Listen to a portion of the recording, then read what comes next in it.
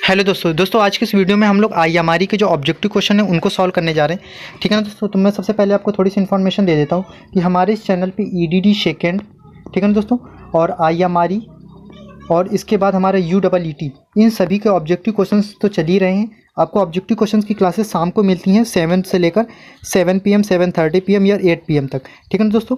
अगर कभी लेट हुई क्लास तो आपको 9 PM तक आपको क्लास हर हालत में मिल जाती है। और मॉर्निंग पे आपको 9 AM पे आपको कितने 9 AM पे आपको आईएमआरई की क्लास मिलती है थ्योरी की। ठीक है ना दोस्तों। तो इस वजह से दोस्तों आप क्या करिए कि आप सारी क्लासेस को फॉलो कर लीजिए। आपको बहुत ही अच्छी तरीके से आपकी प्रिपरेशन हो जाएगी। मैं आपको 1 महीने में ऐसी प्रिपरेशन करा दूंगा कि आप कहेंगे नहीं सर, हाँ तैयारी हमारी फुल है, हम आराम से पेपर दे सकते हैं। और एग्जाम से रिलेटेड जो भी इन्फॉर्मेशन होती है मैं अपने टेलीग्राम चैनल पे भी देता रहता हूँ।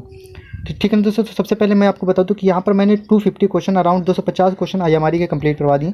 यहाँ पर मुझे 500 ऑब्जेक्टिव कंप्लीट करवाने, और इसके भी आगे अगर आपका सपोर्ट है तो इसके आगे भी और भी क्वेश्चन मैं करवाऊंगा। ठीक है दोस्तों। तो सबसे पहले हम लोग क्वेश्चन की तरफ चलते हैं कि जो घूर्णी स्विच होते हैं, जो रोटेटरी स्विच होते हैं, उनका प्रयोग कहाँ पर होता है, फिर प्रयोग होता है। तो दोस्तों यहाँ पर मतलब है पूछने का कि कितने वोल्टेज तक प्रयोग होते हैं। तो पहला ऑप्शन है इसमें 400 वोल्टेज, दूसरा है 500 वोल्टेज, तीसरा 1000 वोल्टेज, या इनमें से कोई नहीं। तो दोस्तों मैं आपको बता दूं जो हमारे रोटेटरी जो स्विच होते हैं उनका प्रयोग हम लोग कहाँ तक करते हैं, 400 वोल्ट तक करते हैं। कितने तक करते हैं, 400 वोल्टेज तक करते हैं। यानी कि ऑप्शन नंबर इसमें हमारा फर्स्ट सही है। इसके बाद हम लोग अगले क्वेश्चन में चलते हैं कि ICDP का पूरा नाम क्या है। ठीक है दोस्तों। यहाँ पर IDCP इसके आगे लिख लेना स्विच। ये क्या है, एक प्रकार की किसका नाम है, ये तो स्विच का नाम है, लेकिन ये IDCP का फुल फॉर्म क्या होता है दोस्तों, ये आपको बताना है। तो पहला इसमें ऑप्शन है आयरन कोटिंग डाइपोल, दूसरा ऑप्शन है आयरन कास्टिंग डाइपोल, तीसरा ऑप्शन है आयरन क्लेड डाइपोल, या फिर हमारा चौथा ऑप्शन है इनमें से कोई नहीं। तो दोस्तों मैं आपको बता दूं कि जो हमारा IDCP होता है, इसका फुल फॉर्म होता है आयरन क्लेड डाइपोल स्विच। क्या होता है, आयरन क्लेड डाइपोल स्विच। तो इसका ऑप्शन नंबर कौन सा हमारा दोस्तों सही है, इसमें ऑप्शन नंबर हमारा तीसरा सही है। ठीक है ना दोस्तों। ये हमारा ICDP है, हमारा एक प्रकार का स्विच होता है।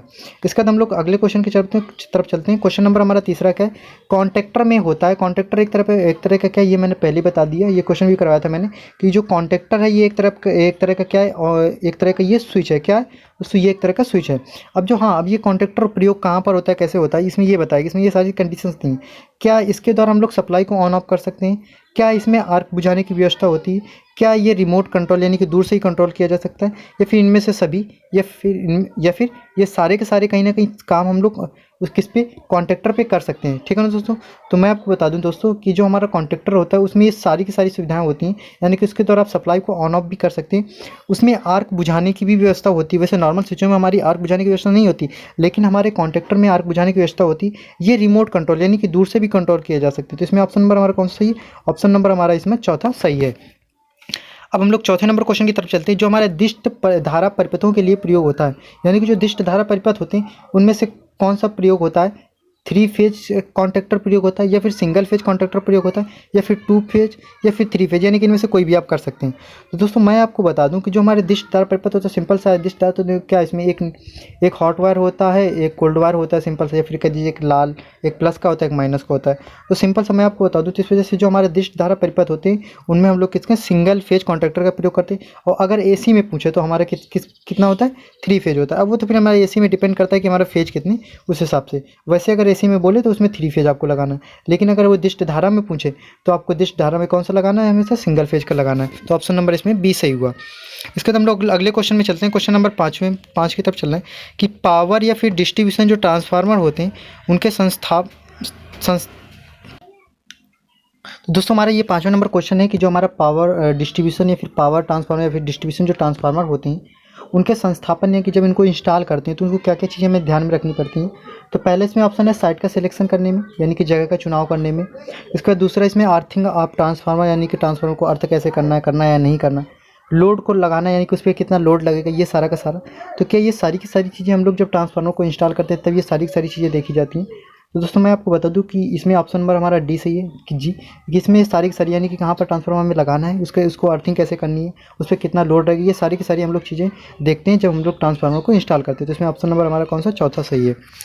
इसके बाद हम लोग अगले क्वेश्चन में चलते हैं। क्वेश्चन नंबर हमारा 6 है कि निर्जलीकरण व तेल की शुद्धिकरण से क्या तात्पर्य है, यानी कि जो हम लोग डिहाइड्रेशन या फिर हम लोग प्यूरिफिकेशन करते हैं ऑयल का, उससे क्या तात्पर्य है, यानी कि उसका मतलब क्या है। तो एक तो इसमें पहला ऑप्शन है नमी को दूर करना, दूसरा है गैस को दूर करना, तीसरा है कार्बन गंदगी या फिर कीचड़ को हटाना, या फिर इसमें से सब सभी। तो दोस्तों मैं आपको बता दूं कि जो हमारा निर्जलीकरण होता है इसका प्रयोग तो मेनली होता है क्या करना, नमी को दूर करना, और जो शुद्धिकरण होता है इसे वो होता है गंदगी को हटाना। तो नमी को दूर करना ये तो निर्जलीकरण के लिए हो गया, और शुद्धिकरण को दूर करना ये गैस को दूर करने के लिए हो गया, फिर कोई गंदगी वगैरह उसको दूर करने के लिए। तो इसमें से ऑप्शन नंबर हमारा कौन सा सही है, इसमें ऑप्शन नंबर हमारा चौथा सही है। ठीक है ना दोस्तों।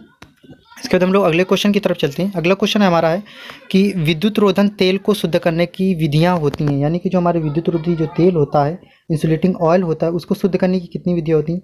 तो एक तो चूसर फिल्टर विधि, या फिर स्ट्रीमलाइन फिल्टर विधि, मिट्टी द्वारा फिल्टर विधि, या फिर ये सभी। तो इनमें ये पूछा गया कि क्या इनमें से कोई एक विधि होगी, या फिर ये सारी की सारी, इसमें चौथे ऑप्शन में बोला ये सारी सारी विधियाँ ही हमारी क्या है, इंसुलेटिंग ऑयल को शुद्ध करने की विधियाँ। दोस्तों मैं आपको बता दूँ कि इसमें जो हमारा चौथा नंबर ऑप्शन है ये सही है, कि इसमें चूसर फिल्टर विद, स्टीमलाइन फिल्टर विद, या फिर मिट्टी द्वारा फिल्टर विद, ये सारी की सारी विधियां हमारी इंसुलेटिंग ऑयल को क्या है, शुद्ध करने की विधियां हैं।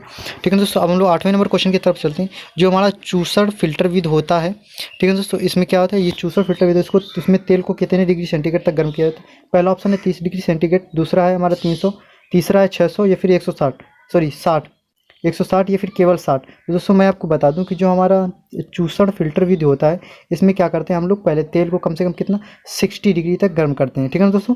कितने डिग्री तक, 60 डिग्री तक सेंटीग्रेड तक गर्म करते हैं, और उसके बाद फिर क्या करते हैं, उससे हम लोग छानते हैं। इसमें ऑप्शन नंबर हमारा तीसरा सही। 9वें नंबर पर चलते हैं, स्ट्रीम लाइन फिल्टर विधि में कच्छ होते हैं, यानी कि जो हमारे इंसुलेटिंग ऑयल को साफ मतलब डिहाइड्रेट और प्यूरीफाइड करने की जो विधि होती है, एक स्ट्रीम लाइन फिल्टर विधि, तो उसमें से जो हमारे कच्छ होते हैं, कितने उसमें सेक्शन होते हैं, या फिर कह दीजिए कितने कच्छ होते हैं दोस्तों। तो मैं आपको बता दूं उसमें हमारे कितने कच्छ होते हैं, 3 कच्छ होते हैं। कितने कच्छ होते हैं दोस्तों, 3 कच्छ होते हैं, कि ऑप्शन नंबर हमारे इसमें सी सही है। इसके बाद हम लोग अगले क्वेश्चन की तरफ चलते हैं। क्वेश्चन नंबर 10 है, अब केंद्रित फिल्टर विधि में तेल को घुमाया जाता है।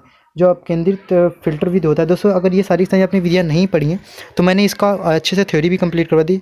प्लीज़ जाइए, चैनल पर प्लेलिस्ट बनी हुई है, वहाँ जाके देख लीजिए। ठीक है दोस्तों। तो अब केंद्रित फिल्टर विधि क्या होता है, तो इसमें हम लोग तेल को कितने डिग्री सेंटीग्रेड तक घुमाते हैं, लगभग कितने 600 से 6000 आरपीएम, यानी कि इतने डिग्री 6000 आरपीएम तक घुमाते हैं हम लोग। ये हमारी वैल्यू 8000 तक भी जाती है, यानी कि 6 से 8000 के बीच की रेंज की होती है। ठीक है दोस्तों। तो इस तरीके दोस्तों इसमें ऑप्शन नंबर हमारा सी सही है।